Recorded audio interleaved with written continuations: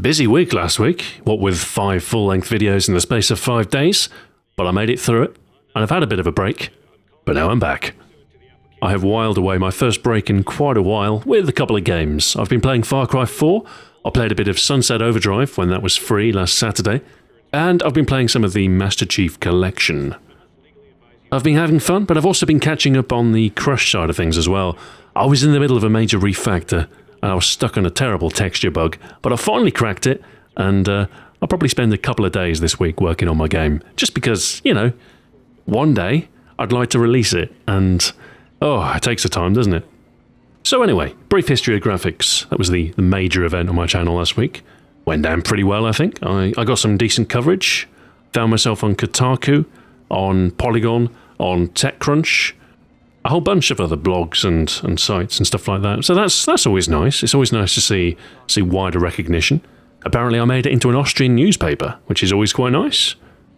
I wonder if I made it into print anywhere. I should really track down hard copy articles about me and keep a scrapbook or something. Anyway, gameplay background this week. We have the introduction for Far Cry 4, which is a game that I apparently have spent around 24 hours playing over the last few days. It's alright, yeah, it's very similar to Far Cry 3, and there's plenty to do, and it feels kind of rewarding, but I don't know, there's something about Ubisoft games. Something about them feels like work, like it's a chore to play. And I'm not sure if that's a good thing. It's not a good thing, but at least there's plenty to keep you busy. Anyway, I've gone off at a tangent. Let's get to your question, shall we? The Sandwich Maker says, what are your thoughts on GTA 5's first-person mode? I've played GTA 5 to death on Xbox 360, but the first-person rendering of the game is very, very exciting to see, and will add a whole new dimension to the game. Next-gen GTA does look really cool, but I absolutely resent having to buy another game full price. Like, I don't know, I paid 15 quid, maybe even 20 quid at a push for an upgrade, but I'm not paying 40 quid again. So I didn't buy it, and I might buy it in the future if I can get it cheap, but I can't see myself picking up the game again at full price. So instead I've bought, you know, newish titles like Far Cry 4, and, well, alright, I did buy a rehash in the Master Chief Collection, but, you know, alright, so I'm not immune to buying rehashes, but for some reason, I don't know, I feel like GTA 5 was only last year. But it does look nice, and I suppose the first-person stuff was a surprising addition, but I guess it's a natural fit. I Say Everything says, hey Stu, just wondering, how did your YouTube career start? Did you make weapon guides for fun and then get picked up by a network? Or did you make a deal with a network first? Also, how long was it before your YouTube income allowed you to make it a full-time job? How did I start? Well, I was a passionate amateur to begin with. I just started producing Modern Warfare 2 guides out of the love and excitement in my heart for the game.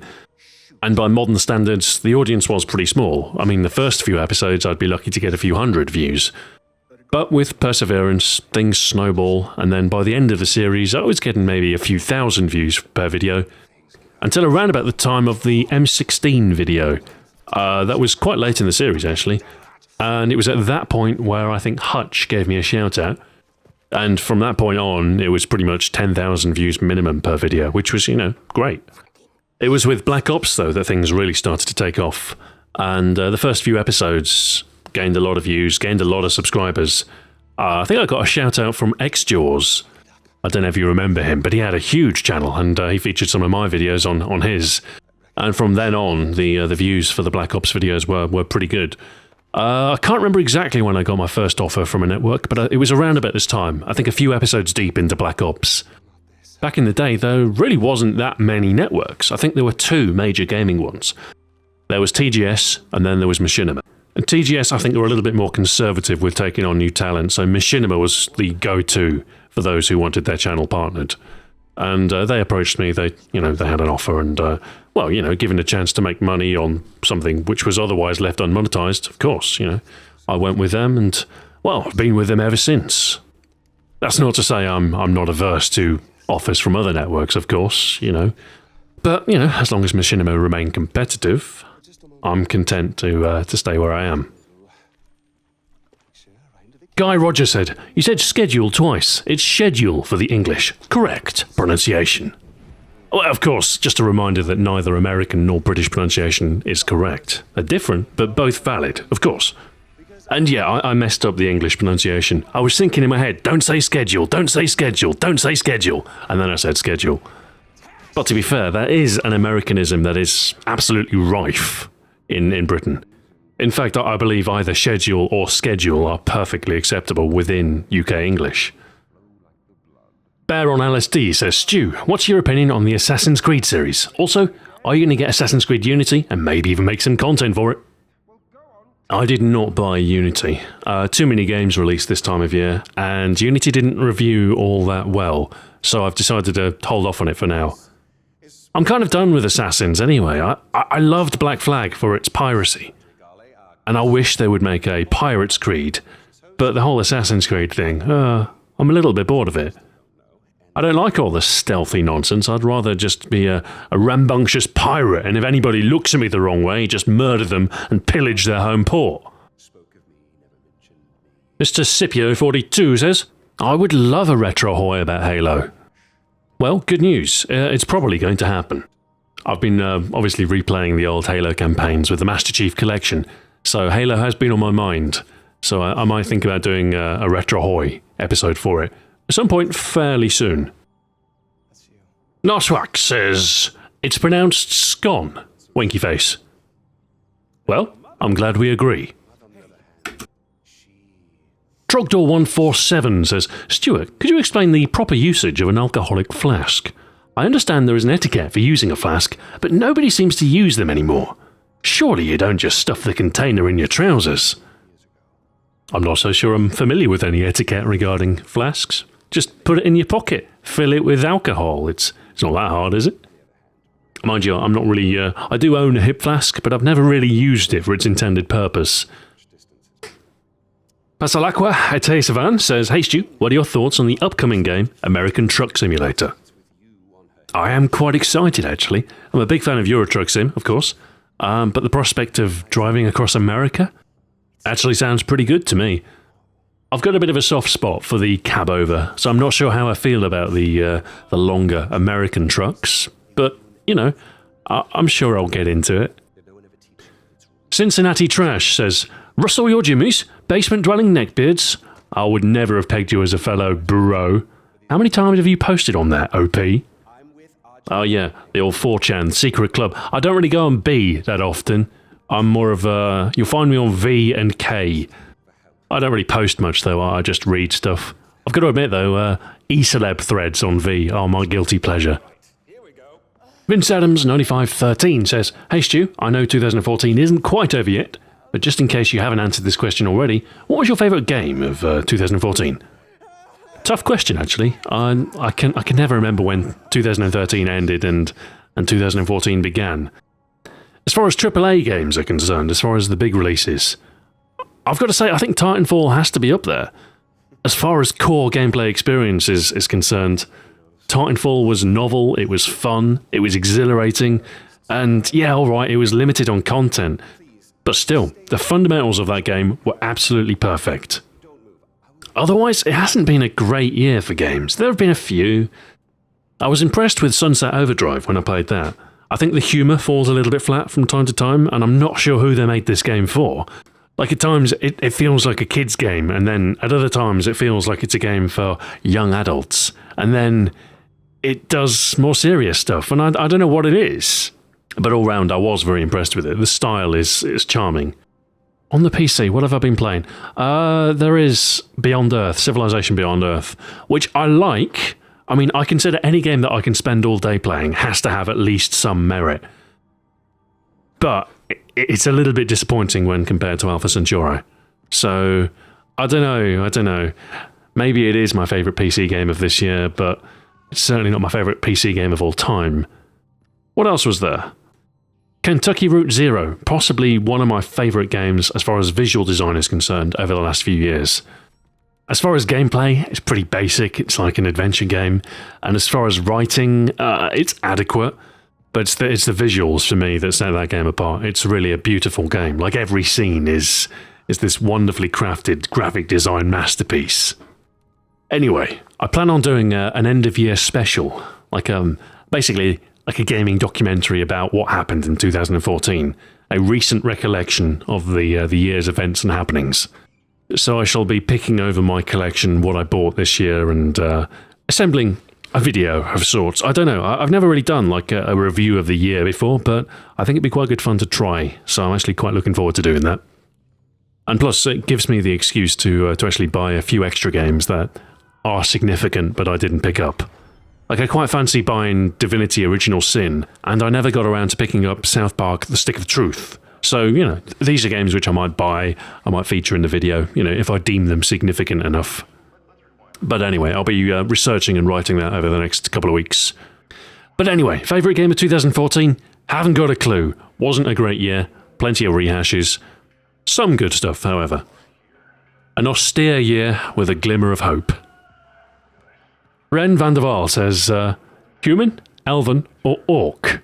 And warrior, archer, or mage? Ooh, I'd say probably half-elf ranger. Dracula, Lord of Shadows says, Stu, never trust reviewers. Well, I don't trust reviewers. It's not like I'm calling them up and saying, hey, can you look after my cats? But all the same, you know, I do sometimes like to read reviews and sort of read critical appraisals of a game before I pick it up. I mean, these days I tend not to put too much weight in a single review, but if everyone's singing the praises of a certain title, then it might be worth a look, you know. Prototype Gore Machine says, might want to lose the attitude towards your fan base. I might want to, or I might want to keep it. You know, day in, day out, I get people telling me to do this, do that, do this, satisfy me. And after a while, you kind of realise that, you know what, you've got to say no to people. You've got to say, that's a stupid idea. Why would you even suggest that? Well, you know, I try to be polite about it, but sooner or later, you have to take a hardline stance. Appeasing your audience feels like an entirely natural thing to do when you're in a position like me, when you're a content creator, when you're in the public eye. It seems to be the sensible thing to do. But eventually, you know, the will of your audience will start to oppose my own will, and that's where you need to say, all right, hold up, we're going this way instead. Stop pushing me this direction because I want to try a new pasture. I know that's not directly related to your comment, but sometimes your audience needs a good talking to. Besides, I don't give you that much attitude. Codename Apex says, I know this is totally unrelated, but can you do the Uzi or P90 for the Iconic Arms series? Well, this is one case where somebody asking for stuff does align with my plans. Iconic Arms Season 2 will start in 2015, pretty much straight away in 2015. I'll be doing a run of 6 episodes, and I'll start working it straight after Christmas. Now, my episode choices aren't quite final yet, and these could change, but I think we are looking at... What are we looking at? We're looking at the M16 to open, and the M1911 to close. Then there's going to be 2 generics. There's going to be the Magnum revolver, and also the minigun. And then 2 real-life weapons. I think one of them is going to be the Uzi, and the other one? Ah yes, the Spaz 12. The P90 is under consideration for Season 3, which I don't know when that'll be, sometime mid to late 2015. Who knows? But P90 will probably be Season 3, maybe. I'm thinking, like with the M16 and M1911, I might do Belgian end caps for Season 3. I might start off with the FNFAL, and I might finish with the P90. The middle, don't know. Not even planned. More worried about Season 2, but yeah, that will come up pretty soon. Sugar Honey Iced Tea says, hey Stu, what's your opinion on the entire Matt Taylor sexist shirt ordeal? Far too much outrage over nothing particularly outrageous. The major obstacle to women in STEM is not some scientist wearing a shirt. It's the lack of female technology stereotypes. It's the perception that STEM careers are male careers. Essentially, there aren't many role models for women who want to go into science, technology, engineering, or maths. I also think this is one of the major factors when it comes to gaming as well. Games are very much seen as things for boys, and that in itself will actually divert girls from pursuing an interest in it. It's a delicate issue anyway, but I do think anyone getting upset by that shirt has probably done more harm for equality than good. Grapes of Rafe says, Hey Stu, just noticed that your graphics series was mentioned on Kotaku. How are those videos performing? I'd love to see more content like this. Hopefully having them featured on sites like Kotaku will continue to grow your varied audience. What other history of ideas have you got in the pipeline? Well, collectively, these 5 videos have got in the region of 700,000 views, which is pretty good, especially when you consider that a typical brief history video, well, I'd be lucky to get about 100,000. These days, I'm less concerned with how well a video does in its first week, and more concerned with how well it does month to month, a year after I release it. Because really, I'm looking at videos that get views and continue to get views.